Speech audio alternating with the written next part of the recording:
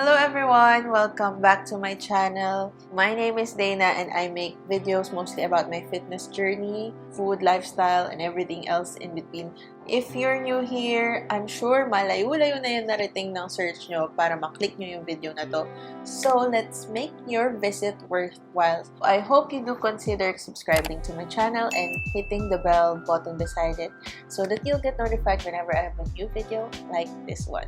So, today is the day that I am going to share or talk about my fitness journey. Paano ako pumayat? I was obese before at around 200 plus pounds at my heaviest, and I lost about 80 to 100 pounds in a year. And while a lot of my friends and my family saw my transformation, not a lot knew what I actually did to achieve it. So, paano nga ba ako pumayat? Yan ang pag-uusapan natin today.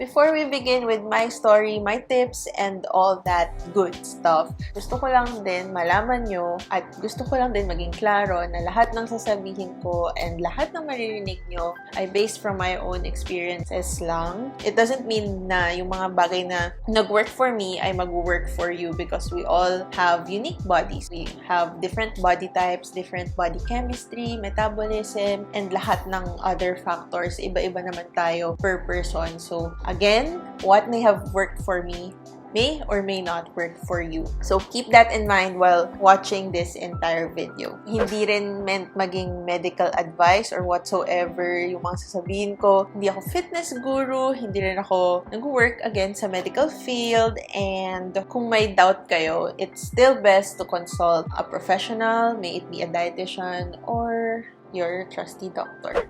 Okay, so story time. So, pinanganak ako. I came out of my mom's womb at almost 8 pounds. So, literally, chubby ako since birth.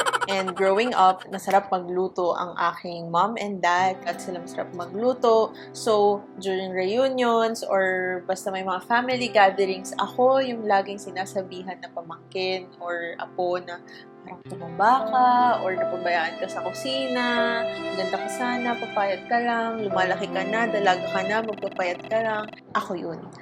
Ako yun. So, nung high school, habang lahat ng babae nagpapapayat na, kasi body conscious na, and kailangan payat ka, kailangan sexy ka, kailangan may abs ka. Ako, masaya ako na kumakain ako ng tender, juicy hotdog at ng potato corner everyday from our school canteen. So, that's just me. Medyo wala talaga akong pakialam. Pero nung college, mag-show na lang ako ng photos, ng itsura ko. Hindi pa rin ako nadala. Kain pa rin ako ng kain. Especially pag may mga exams, like midterms or finals. Lagi akong may sting.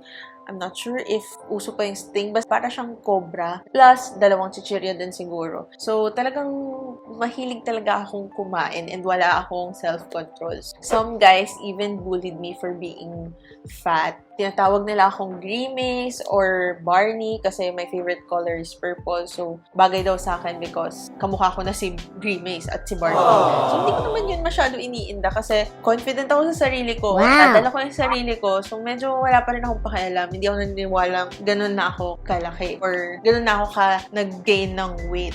After college, working girl na ako. I am working in the IT industry and yung place kung saan kami nag-work, walang bukas na kahit anong restaurants or stores after 10 p.m. or so. Ang choice ko lang na pagkain pag night shift ako ay McDo or 7-Eleven.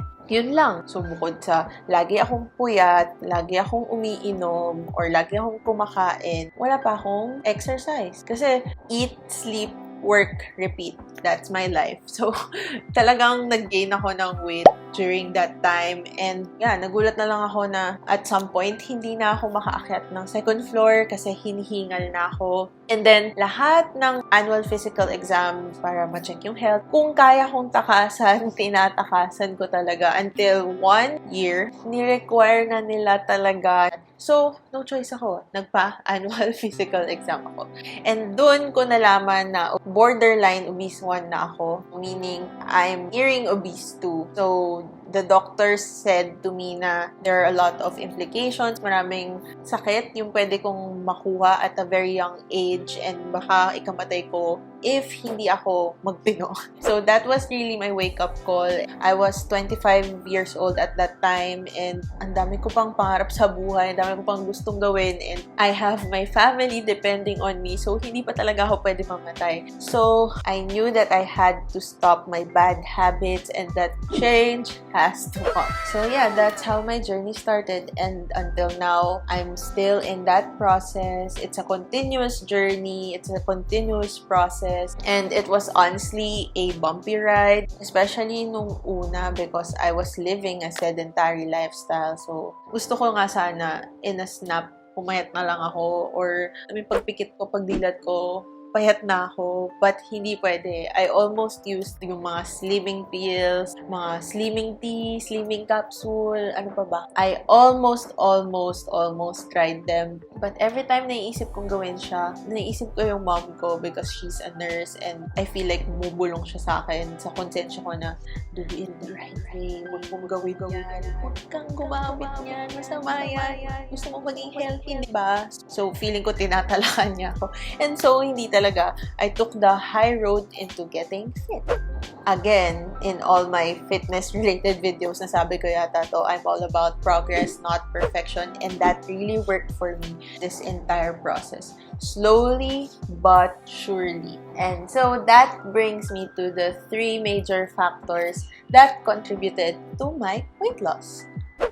First up is exercise. So, mahirap talaga siya at first. And yun nga, sabi ko kanina, I was living a sedentary lifestyle. So, yung mga lakad ko, siguro pag pupunta lang ako sa fast food chain para bumili ng food and then back to the office, computer. So, forever lang akong nakatitig sa monitor ko. So, sobrang hirap from the girl na hindi ever nag-lift ng kung ano man. Tapos bigla kang mag-workout. Actually, I did collapse several times when I tried to work out. Yung circuit training, something, parang mahimatay talaga ako kasi wala talaga akong exercise. And so, yung first tip na mabibigay ko na nag-work for me is to start slow and steady. Just actually start. Huwag niyong pilitin yung sarili niyo. If di niyo pa kaya yung higher intensity ones, mag-start kayo sa lower intensity. Start slow. Hindi naman kailangan na agad-agad nagagawa niyo. Since hindi ko nga kinaya yung mga high intensity. So, what I did was swimming and yoga. Nag-increase lang ako from 20 minutes, naging 30 minutes. Yung yoga naman is lower intensity. Tapos, may improve pa yung breathing mo. Tapos, just dance. Kasi, syempre, who doesn't love to dance? Kahit parehong kaliwa yung pa ako. Super na-enjoy ko yung workout na yon. So, number 1 tip is just to start moving. Kahit 10,000 steps per day, mag-start kayo sa ganon. Basta lang makamove kayo. And that would be a great start. So, my number 2 tip is to find a workout that you actually love. Nabanggit ko rin to sa aking previous video about indoor cycling na in order to keep you motivated, in order to keep doing your workouts, you have to love working out. You have to love what you're doing. It's a good thing na win-workout mo or in-isolate mo yung mga different parts of your body during your workout. But if you have that one workout na kahit anong mangyari gagawin nyo dahil gusto nyo siyang gawin, that would be better kasi there are days na lazy tayo mag-workout. Aminin nyo. Kasi ako may mga days na ganun. So, during those days, ang go-to ko talaga is indoor cycling. So, it's important as well to find a workout that you actually like or love doing para you keep going. So, ayan na. Pag nag-pick up na yung pag-exercise nyo, mas regular na, mas na-addict na kayo kasi nga gusto nyo yung pag-workout. That leads me to my 3rd tip, which is to still have active rest days and enough sleep. Rest if you need to. Recovery is key if you want your workouts to actually work. So, wag natin sayangin yung mga rest days natin. Wag natin sayangin yung mga workouts natin. Yung active rest, kaya active rest kasi hindi porket rest ay hihilata ka lang buong araw, di ka nagagalaw, mag-laptop ka na lang ulit. Kasi dati yun yung akala kong ibig sabihin ng rest day. But then, active rest dapat siya. It's either you do lower intensity workouts like yoga or paglakad lang kayo, still complete your 10,000 steps. Parang yung wala kayong ginagawa, pero nagbe-burn pa rin kayo. And of course, sleep. Dapat di natin kalimutan na super duper important ng sleep in recovering after a hard workout. So, hindi kayo naka 8 hours of sleep and lagi kayong puyat. Walang sense yung win-workout nyo kasi during the time that we're asleep, yun daw yung time na nagre-regenerate yung ating mga muscles, yun yung nagre-rebuild yung mga cells and all that scientific stuff. But napansin ko din na pagka enough yung sleep ko, the next day, pag nag-workout ako, super 105% yung nabibigay kong effort. Unlike pagkapuyat ako, the next day parang hindi ako makakumpleto ng workout kasi wala akong energy. It is really important to have enough rest and enough sleep in order for you to perform. In order for you to give your best, to give it your all during your workouts para maximum calorie burn. My last tip for working out is don't compare yourself to others. Sabi ko rin kanina na iba-iba tayo ng body type, iba-iba tayo ng build, ng strength. So, don't compare yourself to others. Focus only on yourself. Focus on you. Do you. Don't ever be too hard on yourself. Do whatever it is that you think you can and accept the things you can't do at the moment but progress from there. The next factor na nag-contribute sa aking weight loss ay... Can't believe I'm saying this, but number 2 factor is diet. So, for me, never ko na ranasan mag-diet talaga. And guys, sobrang emotional eater din talaga ako. So, I eat when I'm stressed, I eat when I'm happy, I eat when I'm sad, I eat basta. Lahat yata ng possible na feelings na mararamdaman. Ang aking coping mechanism is to eat. So, sobrang hirap talaga nitong diet for me when I was trying to lose all the weight that I've gained since birth. So, hindi talaga ako diet person kasi nga, ang sarap kumain, maikli lang ang buhay, ba't mo i-restrict yung sarili mo? But, at the same time, I realized how important it is to have like a balanced diet. Hindi naman restrictive na diet like yung mga keto, pescatarian, vegetarian, and all that kinds of diet. So, what I did was to really control what I eat. So, everything but in moderation. Yun talaga yung ginawa ko ever since. And up until now, ganun pa rin ako mag-isip. So, I'm not into the macros. Di ako sobrang particular sa mga ganung bagay. But it really depends on your goal. For me, I really wanted to lose weight. So, ang naging strategy ko lang talaga is to limit what I eat. Kunyari, 2 cups of rice yung kinakain ko before, naging 1 cup of rice na lang. And then, eventually, kaya ko na ng 0.5. Minsan, kaya ko nang wala. So, hindi ko naman nire-restrict kasi pag masarap yung ulam, as if naman mapipigilan mong kumain ng rice, diba? So, for me, what worked was to not restrict myself kasi I love my chips and my sweets. Ginagawa ko din is naghahanap ako ng healthier alternatives. Kaya rin meron ako ng healthier alternatives to junk food kasi I really love junk food. Kaya, another way to like control is to have alternatives. So, hindi nyo pa rin nire-restrict yung sarili nyo and satisfy yung cravings nyo. Ganun yung mentality ko. Kasi I tried before na i-restrict yung sarili ko pero hindi siya nag-work kasi pagka nagutom ako or pagka nag-crave ako, mas kumakain ako ng doble or triple dahil nga din-deprive ko yung sarili ko. So, nagba-bounce back lang. Siguro yung tip ko lang din when you're dieting or like in a diet ay to always track your water intake. So, drink in your water bottles para alam nyo kung ilan na yung nadidrink nyong amount of water in a day. So, yung akin, 500 ml. So, kailangan ko maka at least 4 na puno na ganun na mainom para naka 2 liters of water na ako that day. So, it really helps na conscious kayo sa water intake nyo. Kasi personally ako, pag hindi ako umiinom ng tubig, feeling ko lagi akong gutom. Naghahanap agad ako ng pagkain. So, I think na pag umiinom ako ng tubig, mas feeling ko full ako and mas hindi ako kukuha na kung anumang makita kong pagkain sa ref or sa pantry. Lastly is to to limit the time that you eat food. Ngayon, nauso na yung mga intermittent fasting. So, I'm doing that. So, nag-start din ako gradual. Again, kung kaya nyong gradual, wag nyong bibiglain yung sarili nyo. Like, with exercise, hindi nyo magagawa lahat ng ganun-ganun lang. Same with diet, hindi pwedeng ganun lang kasi pwedeng maka-affect sa inyo yun, pwedeng magkaroon ng health implications.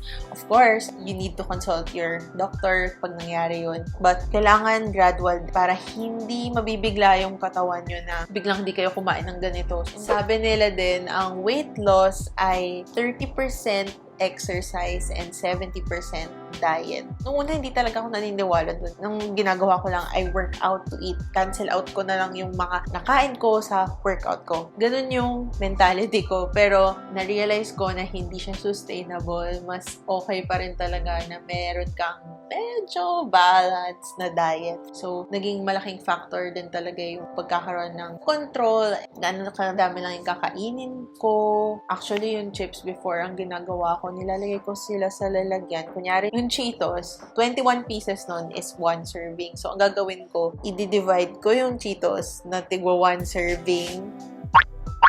Tapos, pag nag-crave ako ng chips, kuha lang ako ng 1 serving para hindi ko mauubos lahat. Kasi, ganun akong klaseng tao. Bigyan mo ako ng chips, mauubos ko siya kahit anong mangyari. Kasi nga, ganun ko ka-love ang chips. So, para makontrol ko yung intake ko ng chips, hiniwalay ko na lang siya per serving para sure na isa lang yung kakainin ko. Unless sobrang stress ko nung day na yun at kakainin ko lahat. Hindi talaga ako marunong mag-diet and growing up, hindi rin talaga kami pinalaki na nire-restrict sa kung ano yung pwede namin kainin. So, ayun na nga, napabayaan talaga ako sa kusina. Literal. So, sobrang hirap talaga ng diet for me. More than exercise, I think diet yung mas nahirapan akong gawin. Yung exercise, makikita mo yung progress mo sa strength mo, sa agility mo, sa endurance mo. Pero sa yung diet, makikita mo talaga siya sa physical appearance mo. So, super important ng diet sa aking weight loss journey. So, the last factor for me was mindset. So, in order to hit the ground running and for me to be able to really progress and push through with my journey, eto talaga, kailangan kong i-embrace yung aking fitness journey. A.K.A.P in Tagalog. Yun din yung tip ko. A.K.A.P. Actually, A.K.A.P. Pwede din. A.K.A.P na lang. Sige. So, yung first is A for acceptance. So, you need to accept yourself, continue to love yourself in whatever form or shape you are right now. Doon ako nag-struggle at first kasi hindi ko tanggap na ganun na ako kalaki. And dahil hindi ko siya tanggap, hindi ako maka-move on. Hindi ako nakapag-kickstart nung journey ko kasi hindi ko natanggap eh. Feeling ko, cool ako eh. So, first one for me is acceptance. Also, accept the things you can and cannot change at the moment. So, pag mas na-accept mo kung sino ka, mahal mo yung sarili mo, everything will follow. So from there, the next one is K for knowing your why. It is really, really important na alam nyo kung para saan or para kanino yung ginagawa nyo. For me, having a goal, important siya. Pero kung you don't do things with meaning and with a purpose, a goal will just remain a goal. Kunyari, gusto mo mag-lose ng weight in 3 months. Madali siyang sabihin. But if you don't know your why, tatama rin ka. So, you won't get to that goal. So, sa akin, nung una talaga, lagi akong, dapat may ganito, dapat may ganyan. Pero pag hindi nangyayari, so that's when I knew that my why was to really get healthier for myself, for my dreams, for my family, for the people that matter. Next, letter A, which is accountable. Be always accountable for yourself. Be committed, stay committed. Dito papasok yung self-discipline, yung staying motivated. I know, especially during this pandemic, mahirap. May mga days talaga na demotivated ka. Some days, I'm energized. Some days, talagang tired and uninspired lang ako. But then, babalik ka ulit sa number 2 step, which is your why, and get your motivation from there. That should be enough to keep you going. So, being accountable for yourself, having an accountability body as well, your support system, maybe it be your family, fitness community, kung ano man yan, that would help you be accountable for yourself. Stick with it. And then the last one, the progress not perfection mindset. So, gamit na gamit ko na to sa buong YouTube channel ko, but really, progress, never perfection worked for me. Don't be too hard on yourself. Trust the process and always, always honor your progress. Celebrate your milestones. You did it. Kayang-kaya. If I was able to do it, you can do it. So, itong 4 letters ang mindset na forever kong dinadala with me. A.K.A.P. And the last is N-E-N, as in enjoy. Enjoy nyo lang yung journey. And maraming hiccups along the way. But if you keep at it, you will surely get there. They say na yung strength natin, hindi siya nanggagaling sa nagagawa natin. It comes from overcoming the things you thought you couldn't. So, don't be afraid to start your fitness journey. Don't be afraid to fail and to restart because it's never too late. Change for the better. Change for yourself. Change for the people that matter. You are beautiful and you are loved by the people that matter to you, and that's all that matters. Thank you guys for watching. I hope you enjoyed this video. I hope you learned a thing or two from my journey. So feel free to share your experiences and your tips as well in the comment section down below. Please don't forget to share some love by subscribing to my channel, and I'll see you guys on my next video. Bye!